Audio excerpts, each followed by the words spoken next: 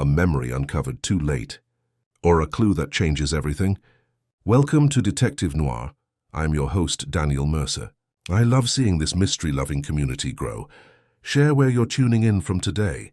Your voices make every story unforgettable. Now let's begin. It was the sort of late summer afternoon that St. Clotilde's rarely got wrong. Golden sunshine filtered through the birch trees lining the village green.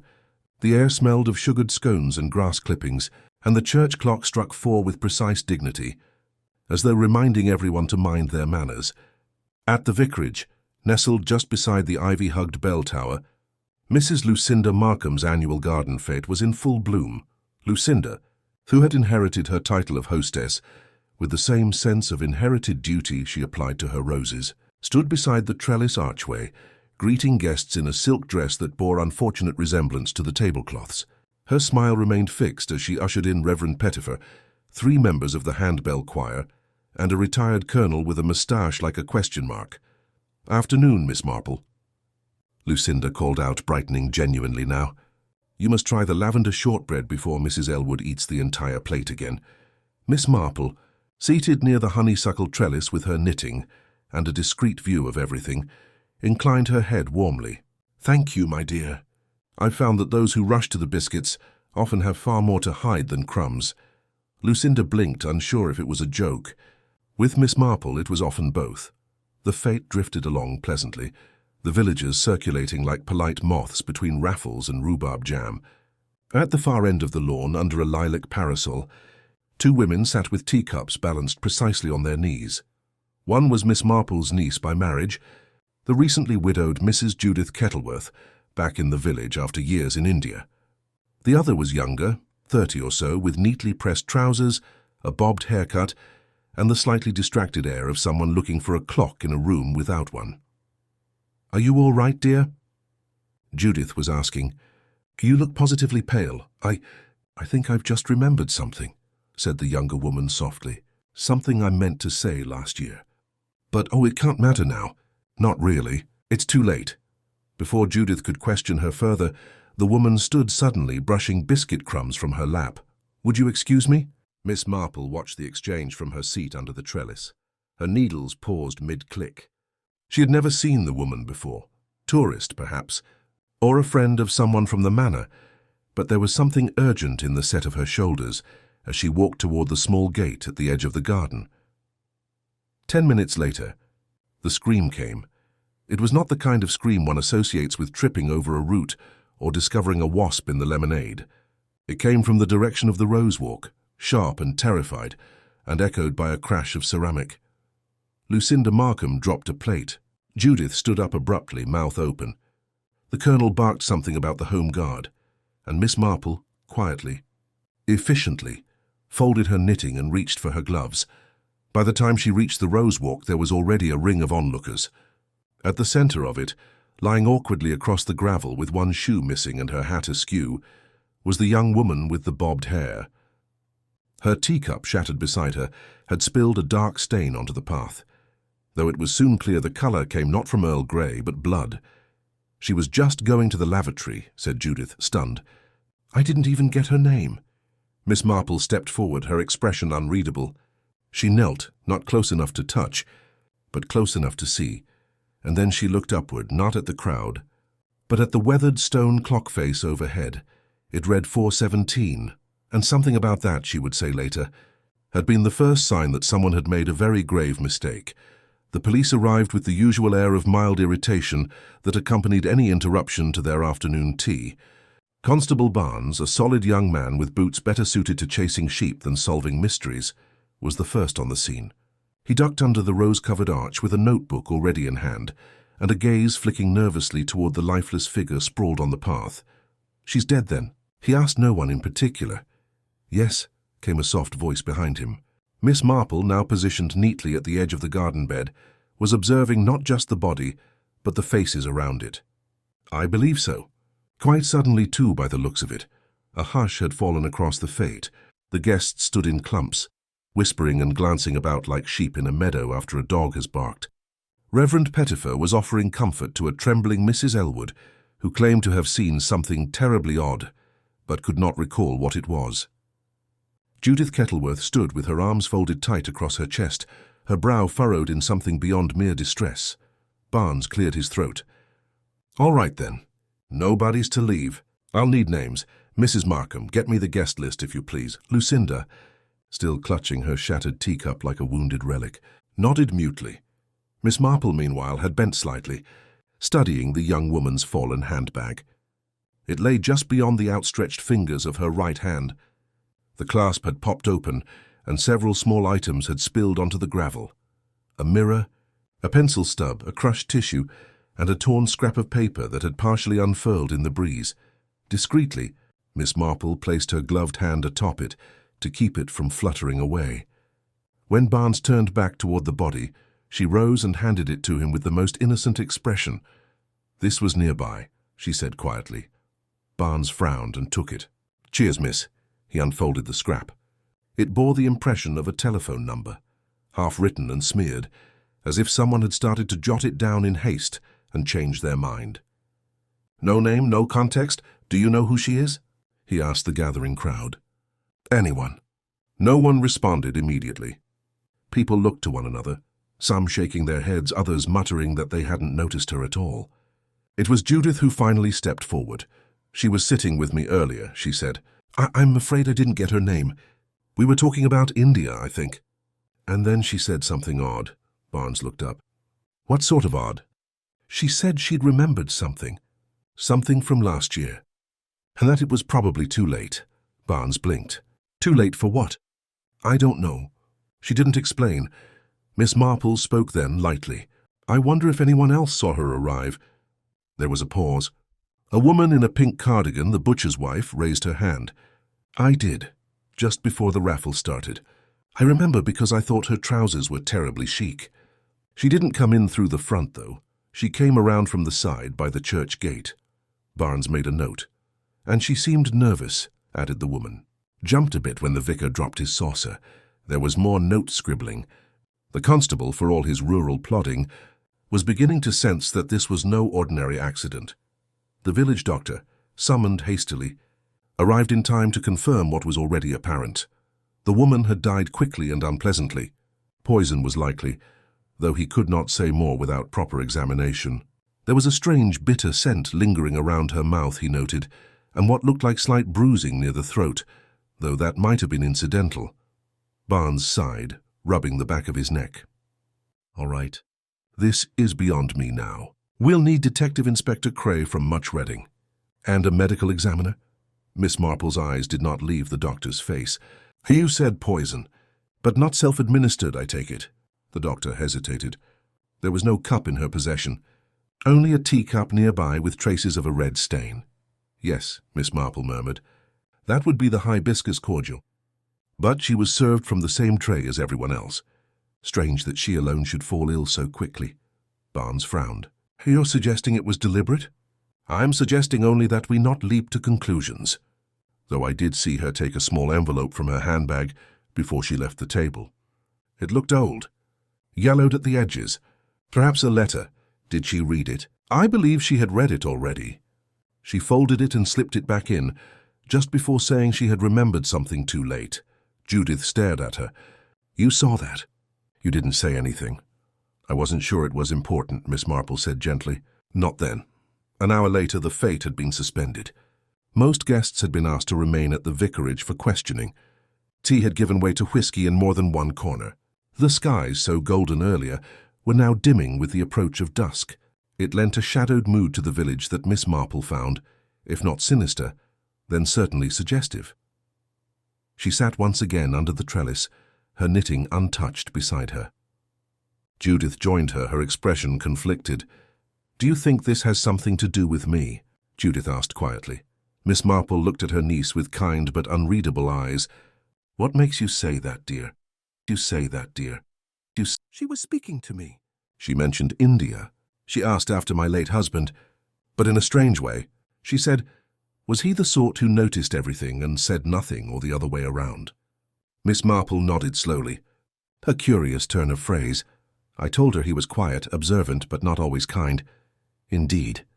"And how did she respond?" "She just looked at me for a moment.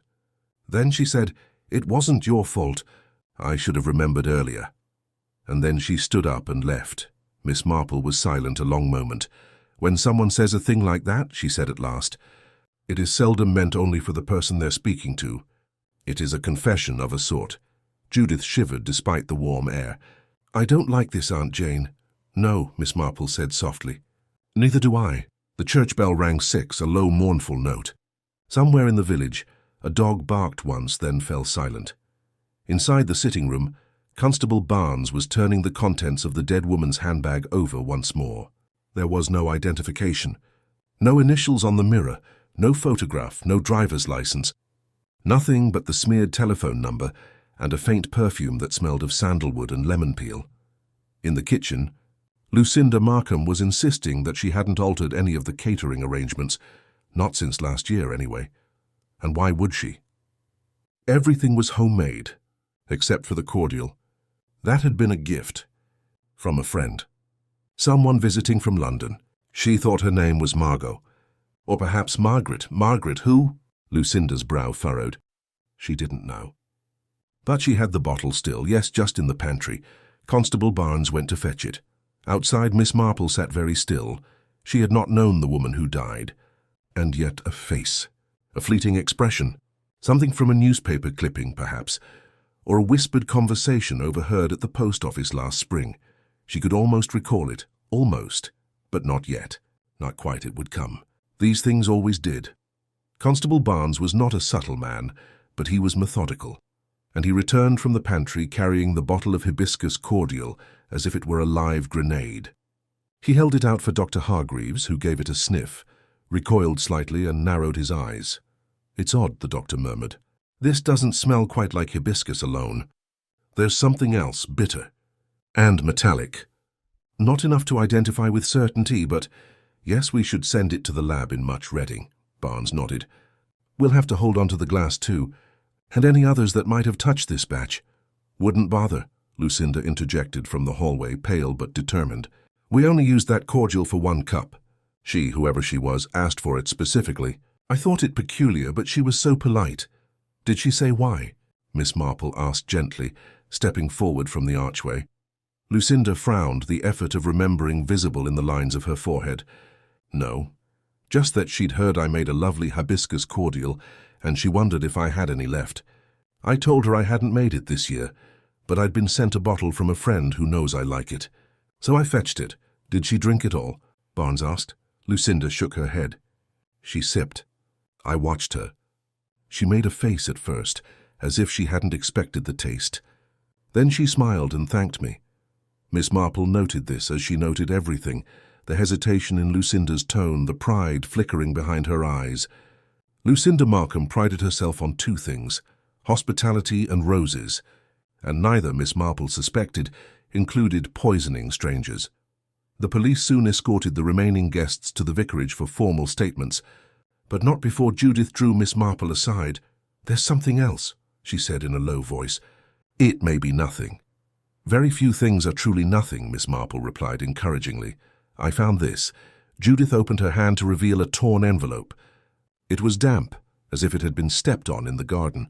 Faded ink bore no address, only the initials LJ in looping cursive.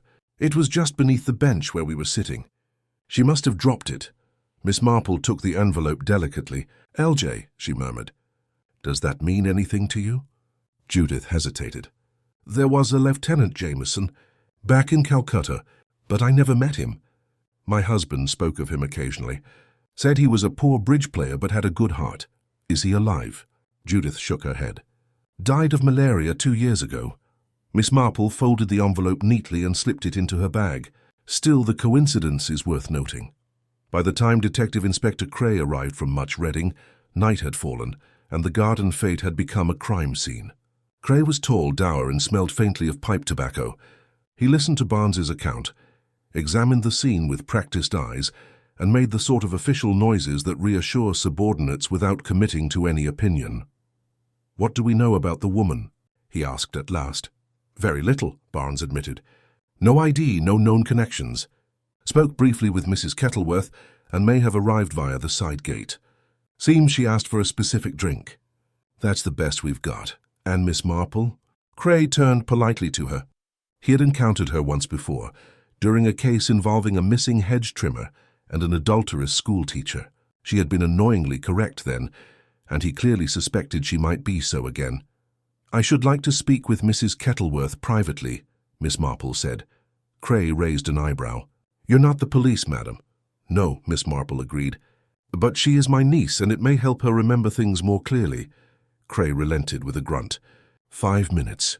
They withdrew to the garden bench, the same where Judith had sat earlier with the dead woman. It still bore the imprint of 2 teacups and a crushed violet petal. "I've been thinking," Judith said after a moment. The way she spoke, her tone, it was like someone speaking to a child. Gentle, kind, not accusing. "Yes," said Miss Marple softly. "People often adopt that tone when they believe the other person is blameless for something terrible." Judith turned to look at her.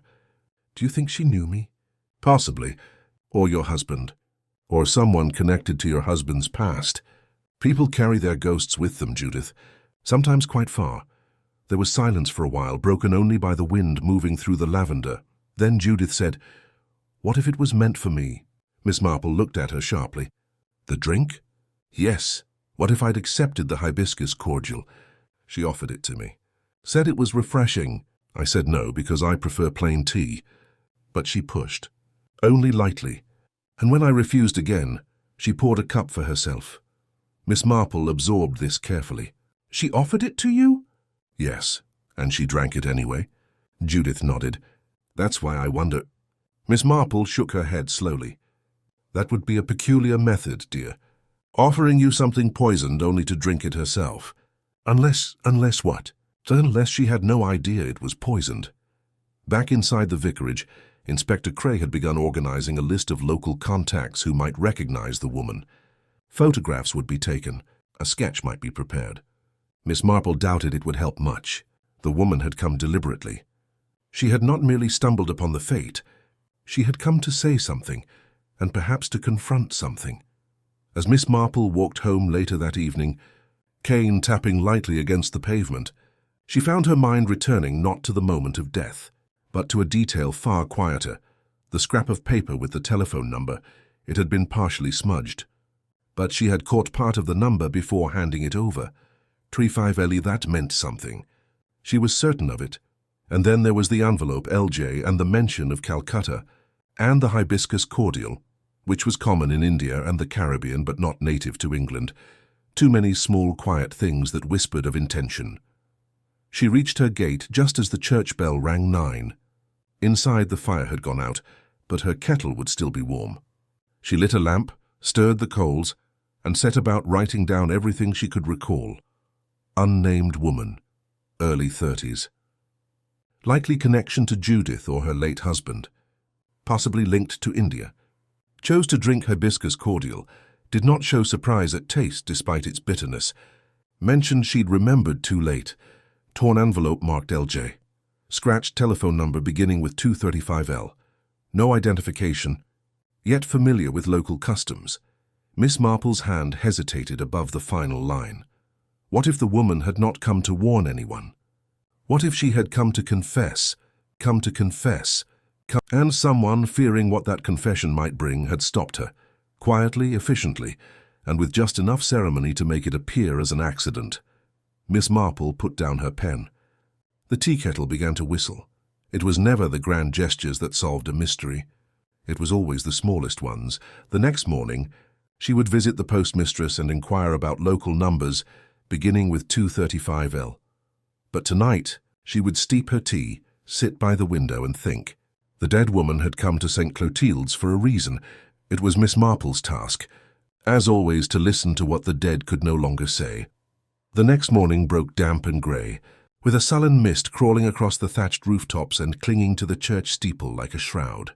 In St. Clotilde's, gossip had already outrun the fog, trickling through windows and under doors with remarkable efficiency. By 8 o'clock the post office was abuzz, not with telegrams or stamps, but with theories. Miss Marple arrived precisely at 9:30, her coat buttoned neatly, and her hat bearing the lightest touch of dew. The bell over the door gave its usual apologetic jingle as she stepped inside. Miss Dinah Tremaine, postmistress for the past 37 years, stood behind the counter, pretending to sort envelopes but listening to every whispered exchange between Mrs. Clifton and the local piano teacher. Terrible business, Mrs. Clifton was saying. Just dreadful. Dropped dead in the middle of the fete. Poor Lucinda's roses may never recover. She wasn't local, the piano teacher murmured. They say she came from London. Wore those modern trousers. Still, Mrs. Clifton sniffed, you'd think a person would have the decency to die discreetly. Miss Marple's entrance sent a ripple of silence through the tiny room. She was respected here in the way that old oaks are respected. One didn't lean on them too hard, and one certainly didn't underestimate their roots. "Good morning, Dinah," Miss Marple said pleasantly. "I wonder if I might trouble you with a peculiar sort of question." Miss Tremaine stepped forward, the look on her face suggesting she had been waiting precisely for this moment. "Of course, Miss Marple. Anything you need. Yesterday at the fete, a young woman passed away quite suddenly. I believe she may have been carrying a scrap of paper with a partially written telephone number. Something beginning with 235L. Miss Tremaine didn't blink. That's the Much-Reading exchange. Local enough. There aren't many left still using the L line. Would there be a way to find out to whom that number belongs?" Miss Tremaine pursed her lips. "Strictly speaking, that would be highly irregular. But, well, unofficially I suppose it might be done, if you think it's important. I think," Miss Marple said, "that someone died believing they had very little time to say something important, and that someone else perhaps believed they had too much to lose." 10 minutes later, Miss Tremaine returned from the back room with a penciled note. "There are 3 active numbers that begin with 235L, she said. "One is the chemist's, one is a solicitor's office, and the third, well, it belongs to a boarding house on Brook Lane, run by Mrs. Evelyn Fawcett. Old house, creaky stairs, always full of lodgers who pay by the month and keep to themselves." Miss Marple's eyes twinkled. "The sort of place where someone might come and go without attracting notice." "Exactly so." Miss Marple thanked her and made her way directly to Brook Lane. The fog was lifting now, the village beginning to shrug off the heaviness of morning. Children in uniforms marched past her on their way to school, and a milk cart clattered cheerfully over cobblestones. But the boarding house stood quiet behind an iron gate, its curtains drawn tight. Mrs. Evelyn Fawcett answered the door with a frown and a cardigan buttoned wrong. She was a woman who had long ago tired of guests, but had not yet tired of their money. "Yes?" she asked, as though the very idea of company was an imposition. "I wonder," Miss Marple said gently, "if you had a young woman staying with you recently, early 30s, brown hair, rather smartly dressed, might have gone out yesterday and not returned." Mrs. Fawcett's frown deepened. "We don't give out information on our guests. I quite understand. However, this young woman may have died yesterday. At the Vicarage Garden fete." There was a pause. "Room 3, Mrs. Fawcett muttered. "Checked in 5 days ago. Paid in cash. No name on the register, just Miss L, very polite. Kept to herself. Came in late on Monday night. Left in the mornings with a handbag and gloves. Always looked like she was going somewhere important. Haven't seen her since yesterday morning. Did she leave anything behind?" Mrs. Fawcett hesitated, then stepped aside. "You'd best come in." Miss Marple followed her up the narrow stairs and into a small, tidy room with a view of the garden. The bed was crisply made, the rug worn, the writing desk clear except for a sealed envelope with the words, "To be posted," written in neat, slanted handwriting. There was no name, no return address. "May I?" Miss Marple asked, gesturing toward it. Mrs. Fawcett nodded. Miss Marple turned it over carefully. The stamp had not been affixed, and the flap had not yet been sealed. It was meant to be sent, but had not been. Perhaps the woman had forgotten.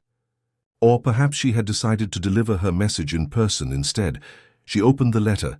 The contents were brief, barely 3 lines. "I saw the papers. I know now it wasn't an accident. You said you were sorry, but that's not enough.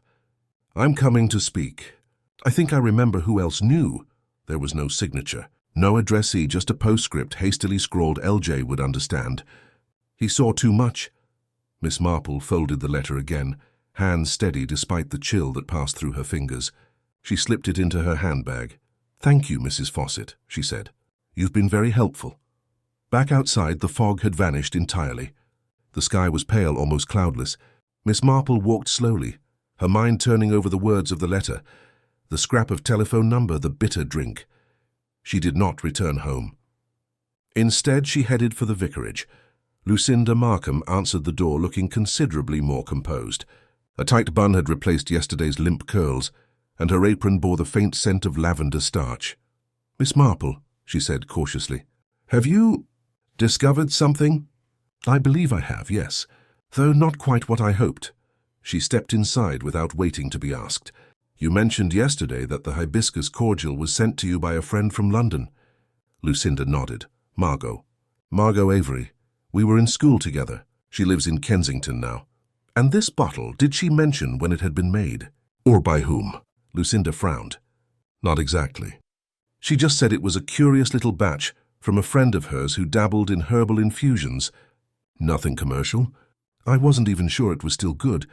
But you served it anyway?" "I tasted it first," Lucinda said defensively. "It was fine. A bit strong. But I didn't drink more than a sip. And I offered it to 2 other people at the fete, Mrs. Elwood and Judith Kettleworth, but both refused. And the woman who died, she accepted it without hesitation." "Yes." Miss Marple smiled faintly. "Interesting. You see, Mrs. Markham, I believe it wasn't just hibiscus. I believe it contained something very old, and very particular, an extract known to colonial pharmacists, used in small doses as a sedative. But in larger amounts..." Lucinda's face went pale. "Poison?" "Yes, and not commonly available. Which means someone, either your friend Margot or her mysterious supplier, knew precisely what they were sending." "But why?" Lucinda whispered. "Why target that poor girl?" "I don't believe they were targeting her," Miss Marple said quietly. "I think they were silencing her." There was a long pause. Lucinda turned away. "What do you mean?" "The woman came here with a purpose. She carried a letter she never sent, and she drank a cordial she did not expect to be fatal. She came to confront someone she believed was responsible for a death or a cover-up. The cordial? I suspect it was meant to arrive just in time to prevent that confrontation." Lucinda swallowed. "And you think that someone here knew?" Miss Marple gave no answer. She was watching a small framed photograph on the vicar's study mantel. Judith's husband, Major Kettleworth, in full uniform, his smile tight and distant. "I think," she said softly, "we must look at what happened 1 year ago. In India, a death, an accident, something that made it into the papers, though not the headlines." She turned back to Lucinda.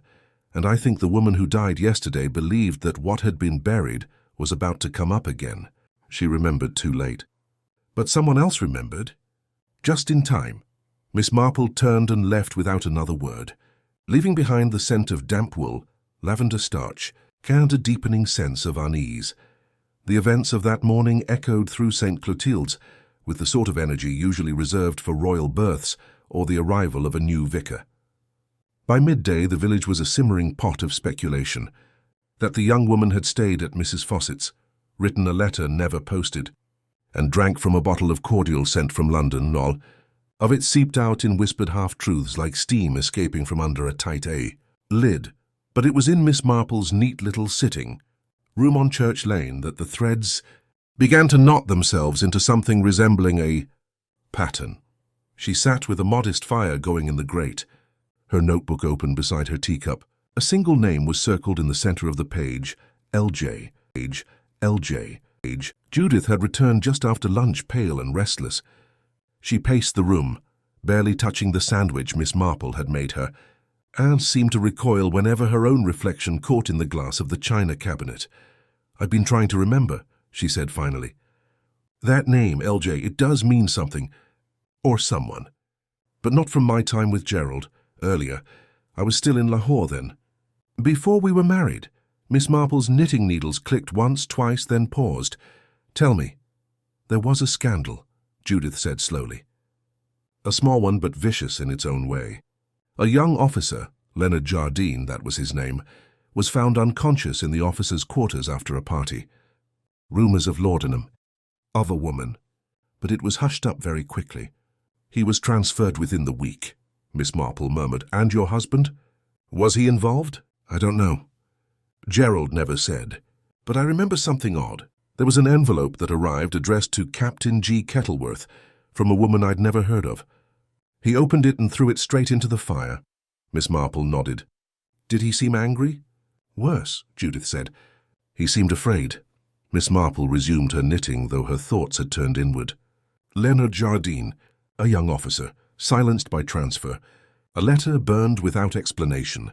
And now a woman, perhaps someone connected to that same story, dead after drinking from a cordial laced with an old colonial poison.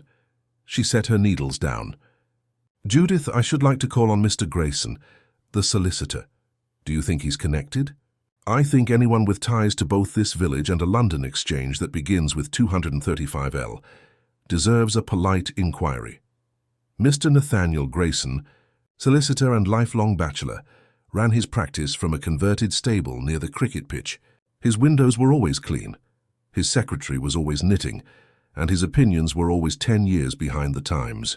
He welcomed Miss Marple with the courteous stiffness of a man raised to believe that women knew nothing of wills or legal entanglements, an illusion Miss Marple had over the years, cheerfully allowed him to maintain.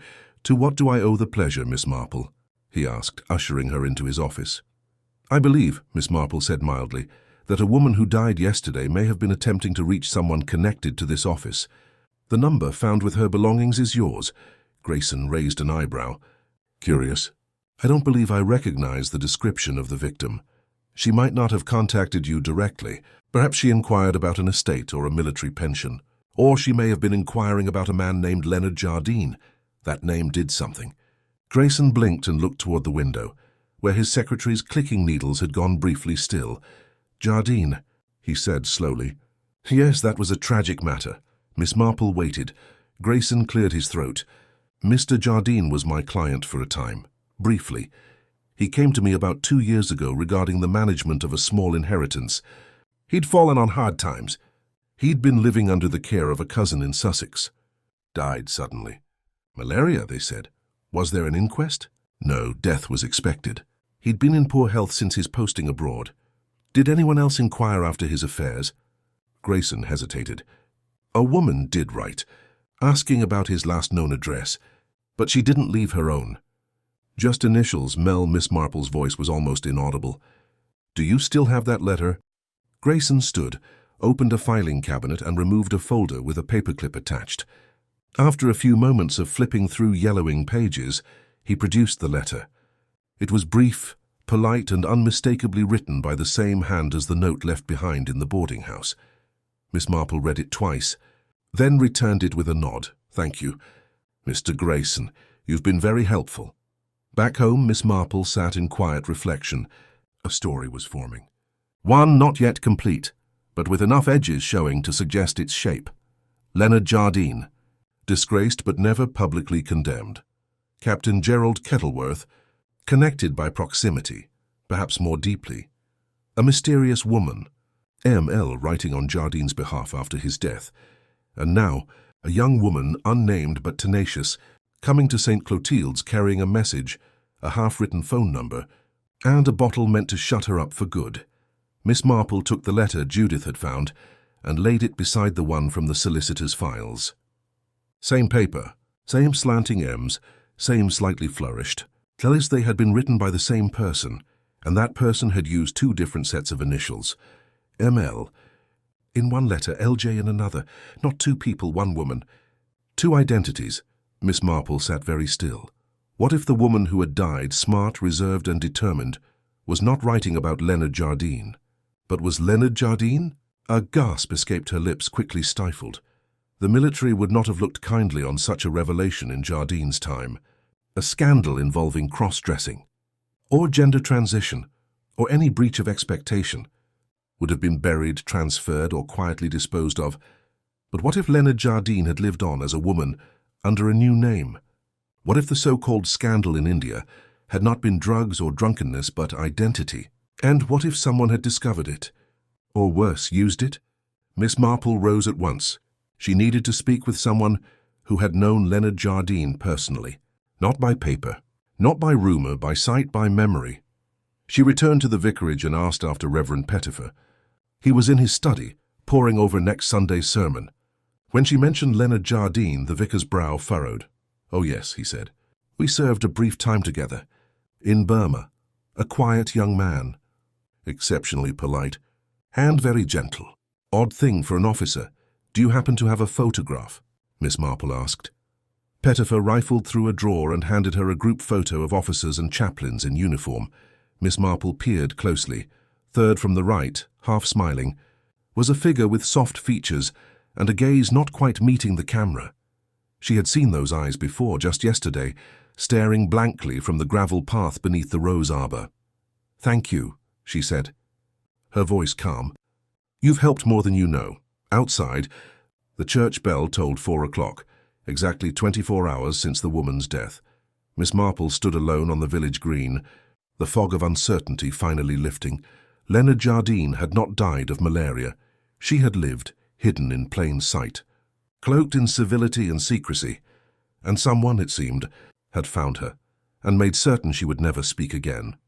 It was nearly dusk when Miss Marple returned to her cottage, the late spring air turning chill as the sun slipped behind the church tower.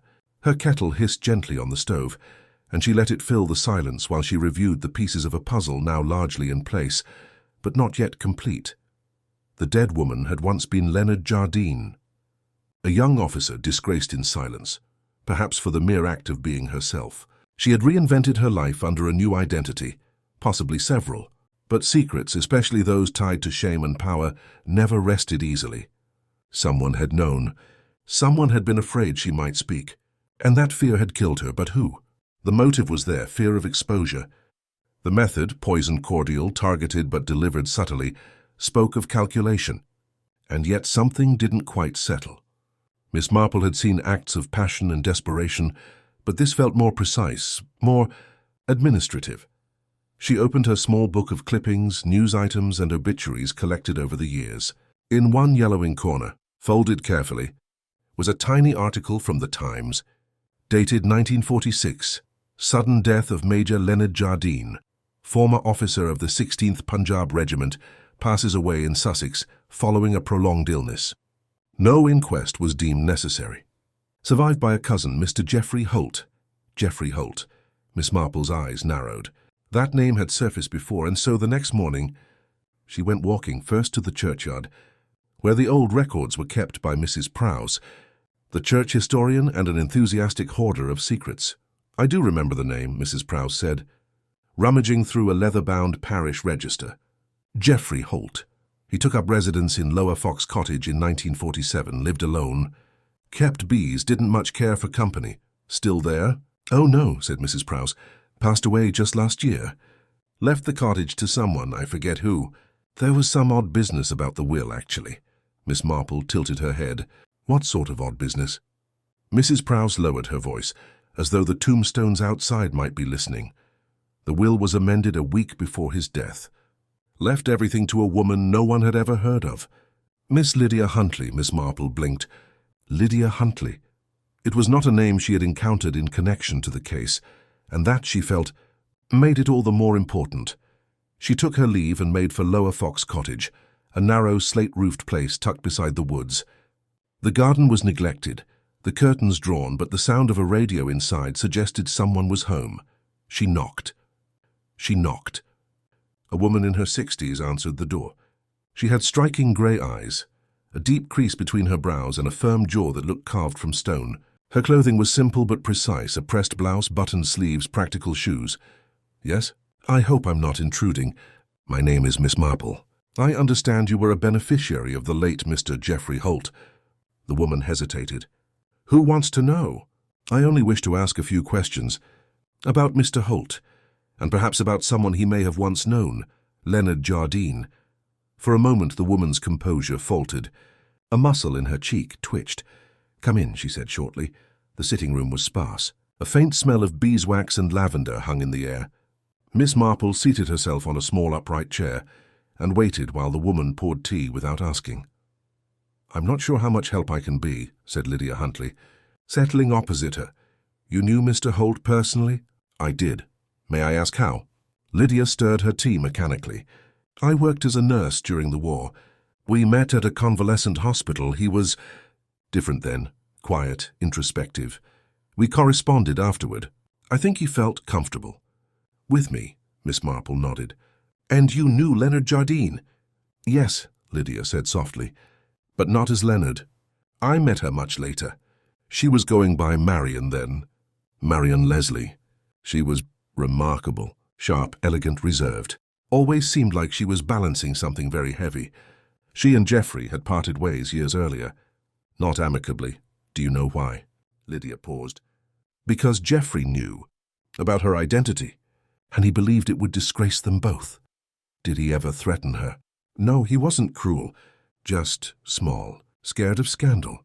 When Leonard, Marion, left the military, Geoffrey helped cover her tracks. But he never forgave her for putting him in that position. Never quite let her go either. Miss Marple leaned forward. And this change to the will, was it his idea? Lydia gave a bitter smile. No, he was dying, and I suggested he do something decent. He had no real heirs, no friends. I told him the only way he could make peace was to acknowledge Marion, even if only by proxy. Then you were acting on Marion's behalf? Yes, Lydia said quietly. She didn't want the money, but she wanted the truth recorded somewhere. She thought, maybe if someone in St. Clotilde's really knew what had been done to her, the silence would end. Miss Marple nodded. And now she's dead. Lydia's hands tightened around her teacup. I know. She didn't die from natural causes. I know. There was a silence. Then Miss Marple said gently, You didn't poison her. No, Lydia whispered. I loved her. I loved her for 20 years. I waited while she lived her life in fragments. I held her hand while she debated coming back here. And I begged her not to. But she came. She wanted to speak to someone. Judith, she said. Your niece. She believed Judith's husband had played a role in her forced transfer, that he might have written the report that destroyed her. Miss Marple thought of Judith, pale, confused, struggling to recall faces and events buried beneath dust and heat and distance. She didn't know, Miss Marple said. No, Lydia agreed. And Marion didn't want revenge. She wanted a reckoning. Some truth told aloud before she lost her nerve. Miss Marple stood. Did Marion mention who might be trying to stop her? Lydia shook her head. She wasn't sure. Only that someone had written her recently. An unsigned note. Just 2 words. Let it lie. Miss Marple paused at the threshold. Do you still have it? Lydia nodded. She opened a drawer and retrieved a folded slip of paper. The handwriting was stiff, masculine, oddly formal. Miss Marple tucked it into her handbag. Outside, the air was thick with the scent of hawthorn. The sun had dipped low, bathing the cottage in orange-gold light. Miss Marple walked slowly home, thinking. The pieces were now arranged. But she needed one more thing, one human reaction. One moment of pressure to draw out the last truth. She reached her cottage and telephoned Inspector Cray. Inspector, she said, I believe I have something that may interest you. But we must act carefully. I'll need your assistance for a very particular kind of conversation. One in which our suspect will not know they're a suspect at all. She could almost hear Cray's eyebrows rise. And whom will we be speaking with? A person quite convinced they've gotten away with something. Miss Marple looked out across the square. And who may prove it by what they cannot help but say next. The following morning, Miss Marple met Inspector Cray outside the conservatory of the vicarage, where the scent of peonies struggled to outdo the stronger odor of anxiety. Inside, Judith Kettleworth sat with her hands clasped tightly in her lap, her teacup untouched on the low table before her.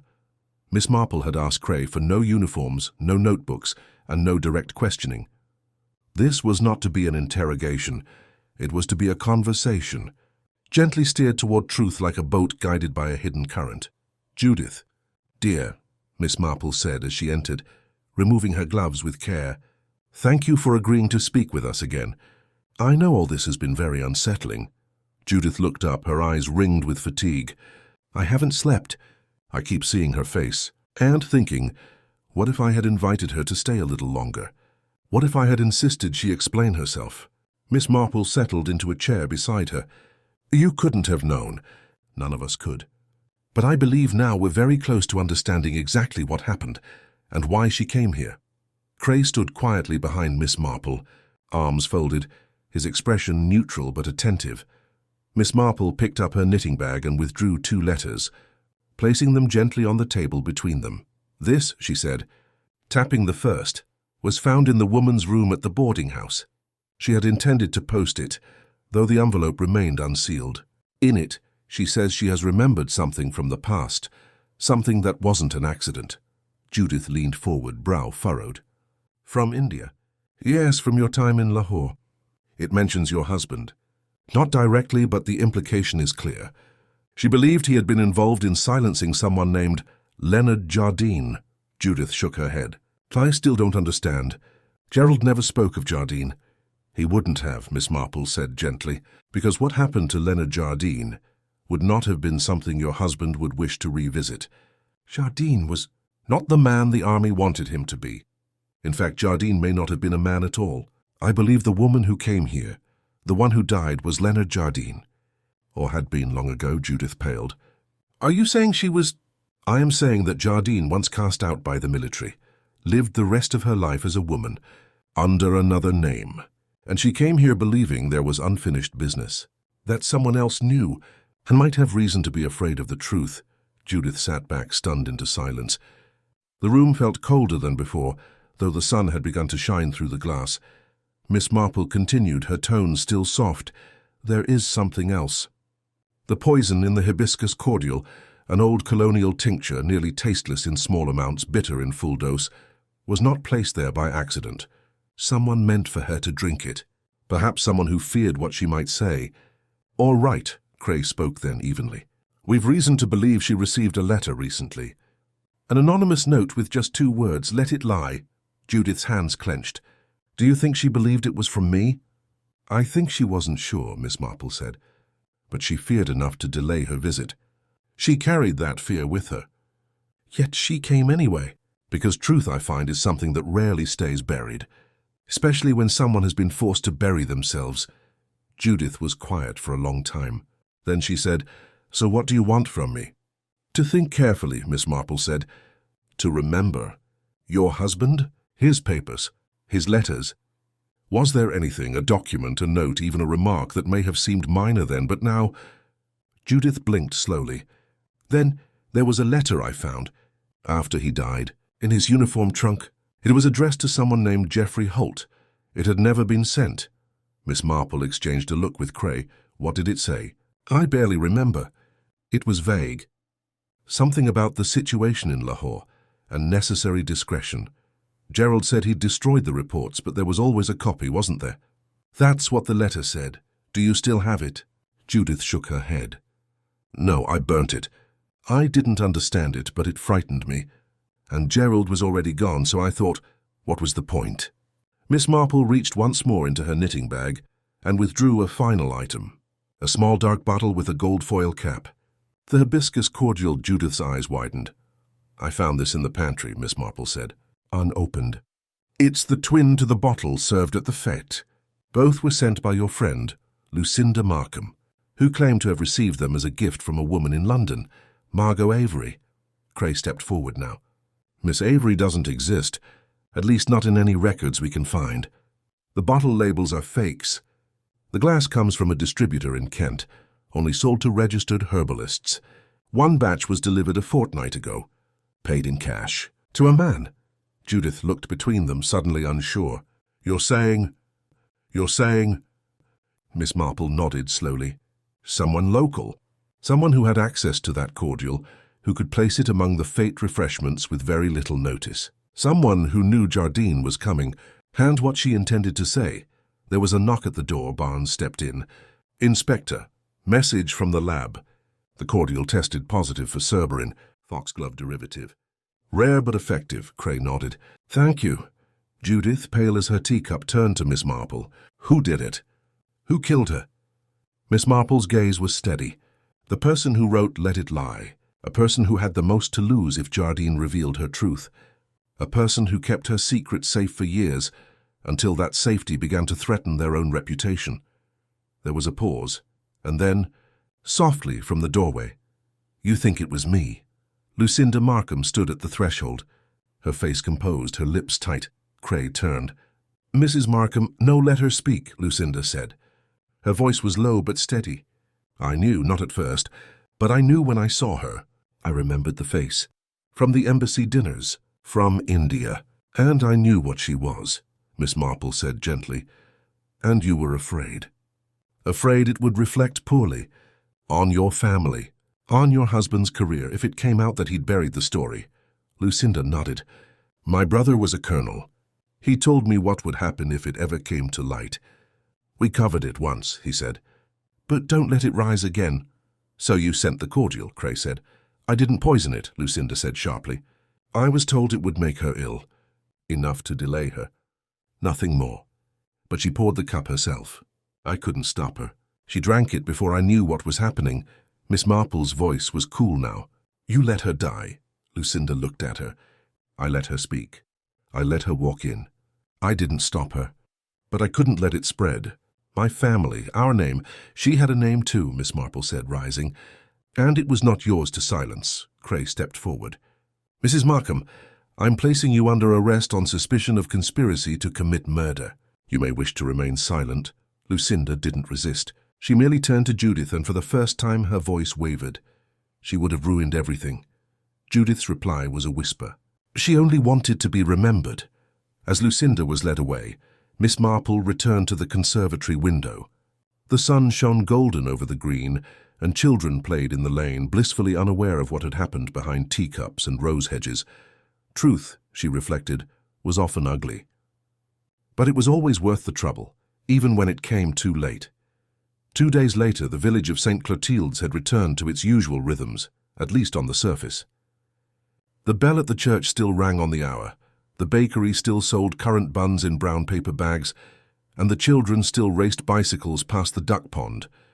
But a curious hush had settled in the corners of conversation. People spoke in softer tones and glanced over their shoulders just a little more often. A woman had died, a secret had unraveled, and behind it all was Miss Marple, knitting quietly on her front porch as if nothing unusual had occurred at all. Inspector Cray returned late in the afternoon, his collar unbuttoned and his shoes muddy from crossing the cricket field. Miss Marple welcomed him with tea and shortbread, and he accepted both with the half-wary gratitude of a man unused to gentle treatment. She confessed to most of it, he said after a sip. The false name, the letter, the bottle. She even admitted to writing the note, let it lie. Said her brother told her it was safest to scare Jardine off. But the poison? She swears she didn't intend to kill. Miss Marple nodded. I believe her in that particular. Cray frowned. You do? She didn't expect Marion Jardine to drink it herself. She thought the very act of offering it would be enough. That someone like her would understand the message and leave quietly. But what Lucinda forgot is that people like Marion have lived their entire lives being told to leave quietly. And sometimes they stop. Cray was silent for a moment. Then, we can't pin the poison on her directly. She claims she got it through a supplier in London, someone anonymous, cash only. There's no proof she asked for Cerberin, only something to make her ill. It may be true. Hard to prosecute on that. Miss Marple didn't respond immediately. She was watching a group of children skipping rope near the postbox. One of them, little Daisy Elwood, had taken to tying her mother's apron around her shoulders like a cape. It flapped with each bounce, a bit of heroism wrapped in gingham. I don't believe justice always comes in the form of handcuffs, Miss Marple said at last. Sometimes it's knowing that you failed to protect someone who needed you, and that their voice, once silenced, will now be heard by everyone. Cray gave a grudging nod. We'll likely get her on obstruction. Maybe perverting the course of justice. But she's a Markham. There'll be money, lawyers, apologies in the local paper, followed by a generous donation to something or other. And her brother. Too far up the ladder.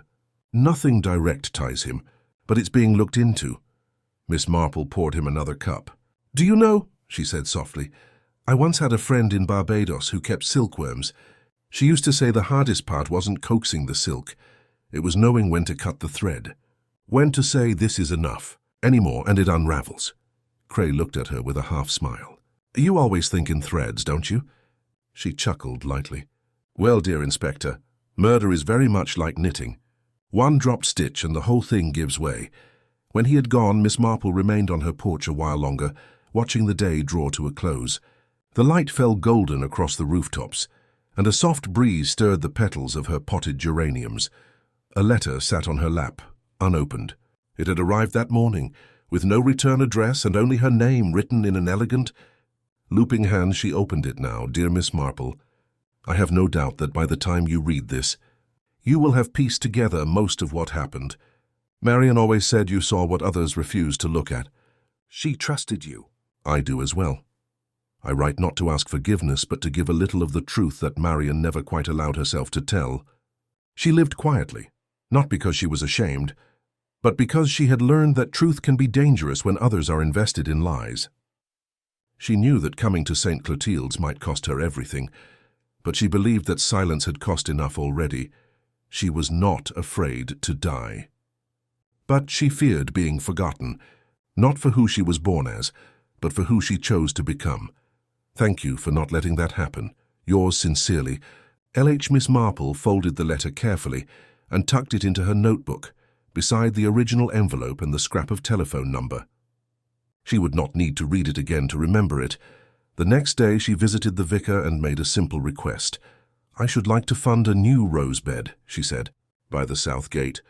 It catches the morning light, and I think it would be a peaceful place. I'd like it to be planted in memory of someone we never quite had the chance to know."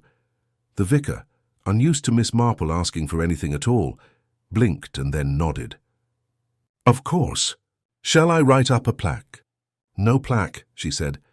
"Just a rose, one that blooms early but stays." And so it was that a rose bed appeared at the south gate that summer, and the villagers spoke of it in passing, admiring the deep magenta blooms and wondering aloud whose memory they honored. Miss Marple never said. But she visited often, especially in the early mornings, and always with a quiet smile. A week later, Judith Kettleworth came to tea. She looked brighter, more present, the lines of confusion and grief softened by purpose. "I've decided," she said, "to write to the War Office. There may still be records. I want to know what happened, all of it. Not for my husband's sake. For hers." Miss Marple beamed. "That is a very good decision." "And then," Judith continued, "I think I'll travel. India again, perhaps, or France. Marion had wanted to go to Montmartre once, to paint. She said she'd never dared. I think I shall go in her place." Miss Marple reached across the table and gently squeezed her hand. As the shadows lengthened and the village settled once more into its familiar hum, a sense of quiet closure fell over Church Lane. The truth, once buried beneath years and names and silence, had risen like a seed finally given light. Not with fanfare, not with applause, but with dignity. And remembrance for Miss Marple, it was enough. The threads had been drawn together, the final stitch secured. And though the woman who remembered too late would never speak again, the village at last would not forget. The summer deepened. In the weeks following the inquest, St. Clotilde's continued to heal itself in the ways English villages often do, through repetition, small kindnesses and the quiet reassurances of habit. The market still opened on Thursdays, the bell choir resumed their slightly off-tune practices, and no one spoke directly of the woman who had died at the fete.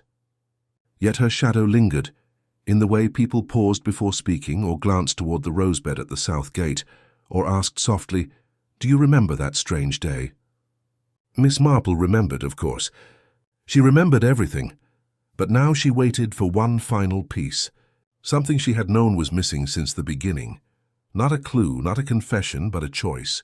The dead woman had come seeking justice, but she had also come bearing grace. There had been no blackmail, no dramatic threats, only an attempt to speak, to be heard, truly heard, before it was too late. And now someone else needed to be heard as well.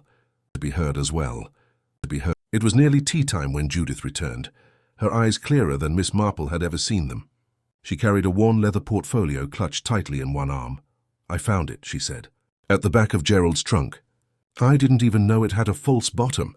Miss Marple motioned her inside, setting the kettle on without asking questions. Judith placed the portfolio on the table and opened it. Inside were a series of yellow documents, military orders, handwritten reports, a sealed envelope marked "Confidential," Lahore Command. Among them, carefully preserved and folded twice, was a typed memorandum bearing the date 3rd September 1944. Miss Marple read it slowly, the words pressing on her like a tightening band. To Lieutenant Colonel F. Ashcroft. Lahore Command subject. Lieutenant Leonard Jardine, conduct inquiry. Following recent findings concerning the personal conduct and medical classification of Lieutenant Jardine, a reassignment is recommended.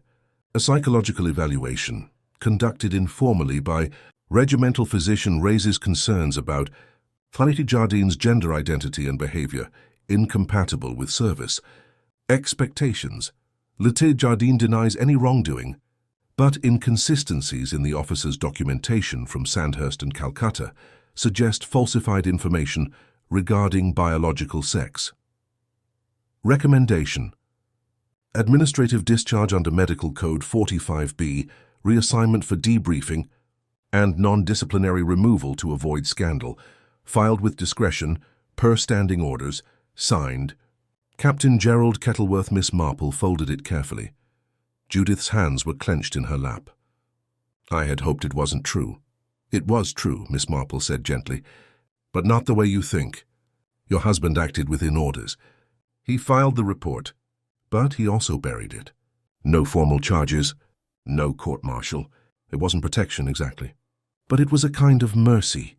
Judith looked at her, tears stinging at the corners of her eyes. Then why didn't he tell me? Because it shamed him.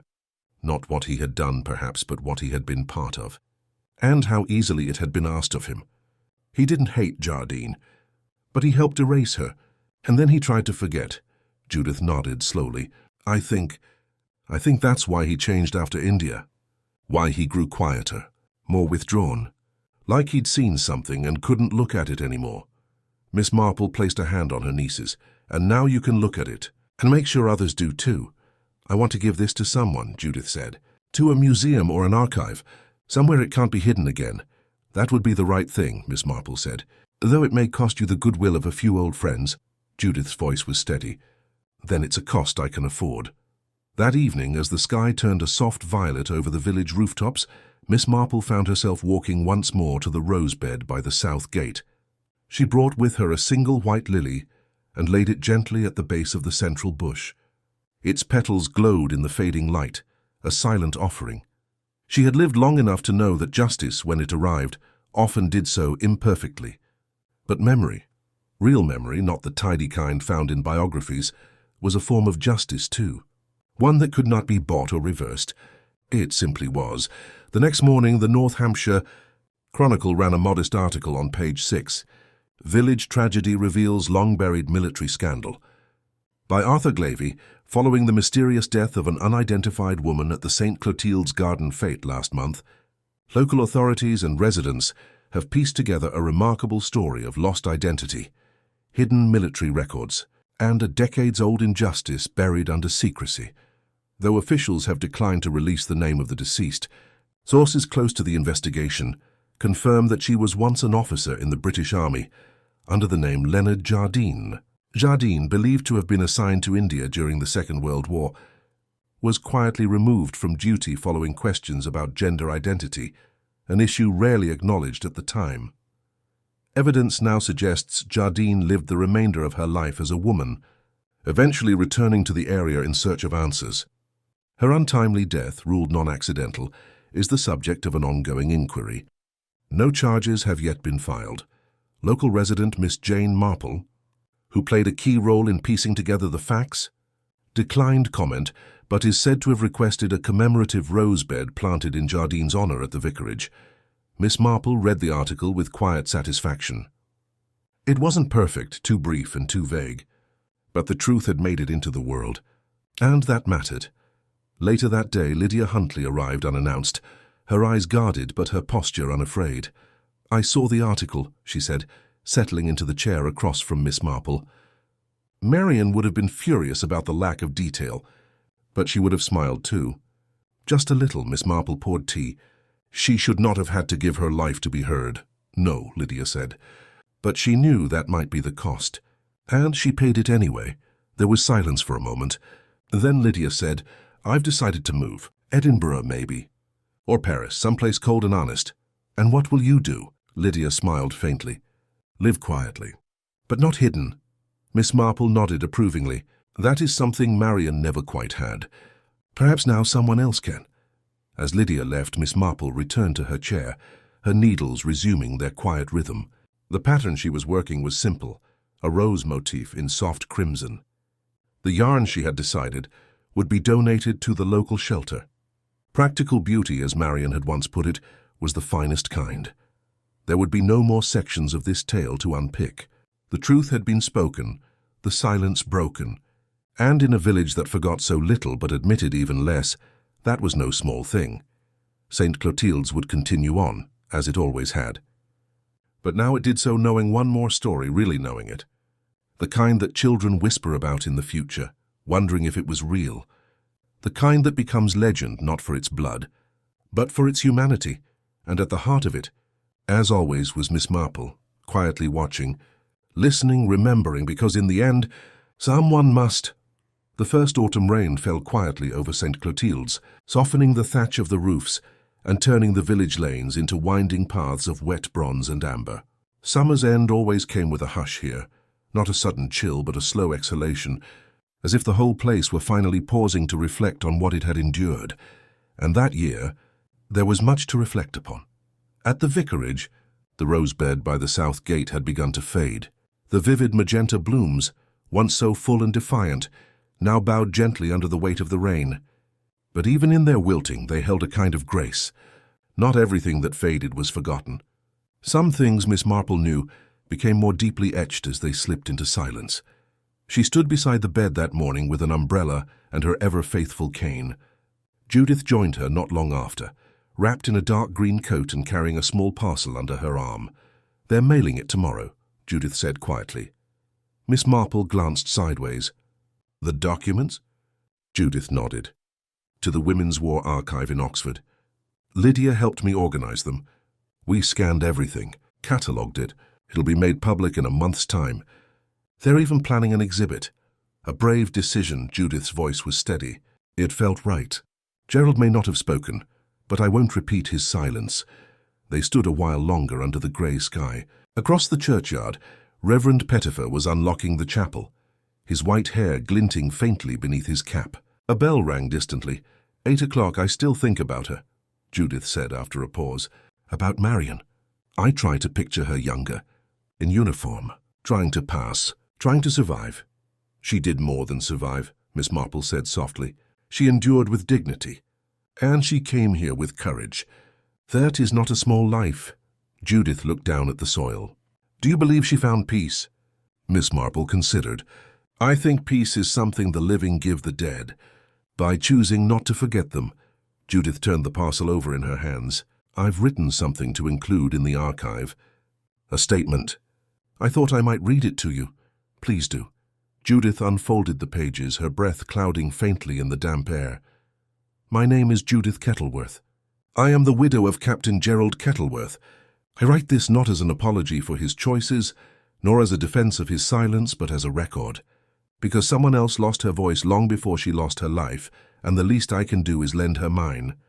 Marion Leslie, once Leonard Jardine, was not a secret.